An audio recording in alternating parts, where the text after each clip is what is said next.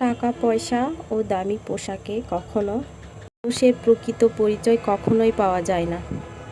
আপনি মানুষের সাথে কতটা ভদ্রভাবে কথা বলছেন এবং বিপদের সাহায্যে এগিয়ে আসছেন এবং উদারতা দেখাচ্ছেন, সেটাই আপনার আসল আভিজাত্য। চালাকি দিয়ে হয়তো সাময়িক জয় পাওয়া যায়, কিন্তু কখনো মানুষের মনে জায়গা করে নিতে পারে না।